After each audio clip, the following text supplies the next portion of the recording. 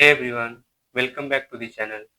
Today we are breaking down AWS S3, the backbone of cloud storage, the engine behind billions of files, and the simplest yet most scalable storage service inside AWS. We'll learn what is S3, how it works, why it's so powerful, and how company uses to store everything from log files to image to entire websites. So first we'll see what is Amazon S3. Basically, it's an object storage service for unlimited data, and it's highly scalable and durable. Think of it like Google Drive, Dropbox, but at a cloud scale. Integrate with EC2, Lambda, and IAM CloudFront. And in this, you pay only for what you store and transfer. Next, we'll see why S3 matters and why it's important. So basically, it stores files for website, apps, analytics, and used for backup, logs, videos, image, and archives.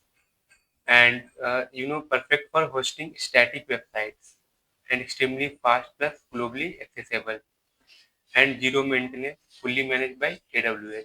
So it's important. Next, we'll see object storage overview. So basically, S3 is a store object, not file. So every object has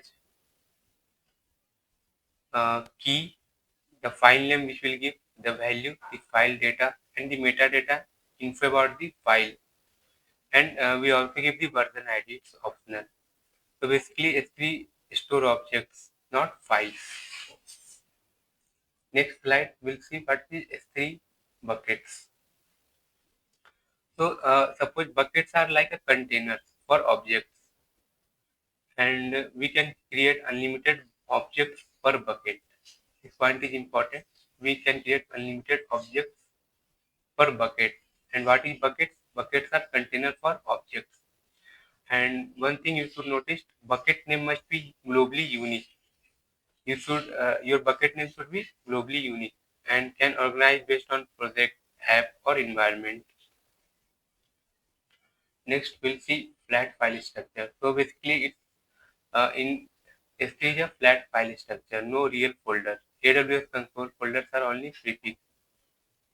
So prefix visually appears as folder and no nested folder in S3. Next, multi durability and ability. So file replicated across multiple ability zones. This will help to survive server failure, survive ability zone failure, and data almost never get lost. So this will help. So high resilience if even if hardware fails. Next, we'll see some use cases of S3. So basically, it stores logs, image, videos, and documents. It's used for static website hosting, backup and archiving, CI/CD build artifacts, and for data lake or analytics storage. Next, S3 in a web app development. We can use S3 to web server host at like HTML, CSS, JavaScript. Media files is offloaded to S3. And what to browser fetches the directly from S3, reduce server load and improve performance. Next, we'll see S3 limits and restrictions. It will unlimited number of objects per buckets and max file size is 5 TB. Remember, maximum size of object is 5 TB and default bucket limit is 100 buckets and we can increase to 1000. Remember, limit default bucket limit is 100 buckets and we can increase to 1000 buckets.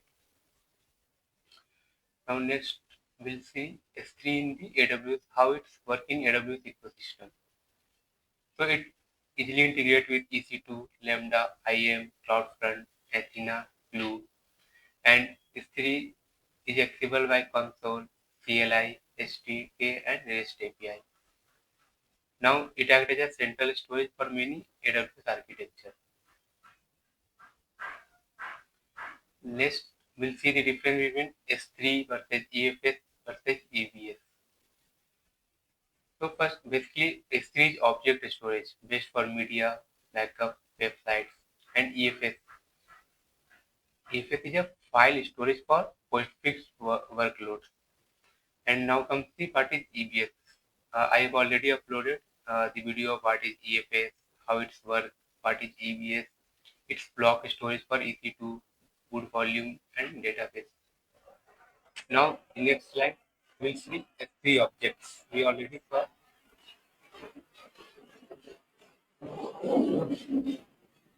each object is equal to 5 plus metadata.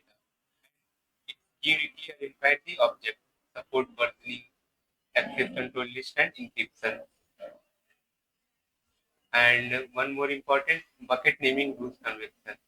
So bucket name must be, as I told earlier, bucket name must be globally unique, use public URL, choose name carefully for production use cases.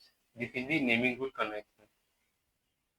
In summary, we'll see what is S3 is the secure object storage. Bucket is equal to storage object, store object. Key will identify the file, and it is scalable, durable, and cost effective. Ideal for apps, media, logs, websites. So that's all from this video. We'll see more about S3 in next video. The how we can manage the cost, all these things, how to use it in from the exam point of view of architecture. So that's all from this video. We'll see you in the next.